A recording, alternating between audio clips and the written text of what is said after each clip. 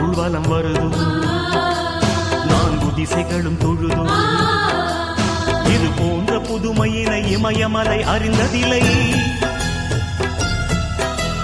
புனிதர் எனும் முனிவர் செய்யும் தாம் இதற்கு இணையும் இல்லை. கைலாயமலை கூட அதிர்கின்ற யோகம் இது. கல்லான சிலை கூட கரைகின்ற தியாகம் இது.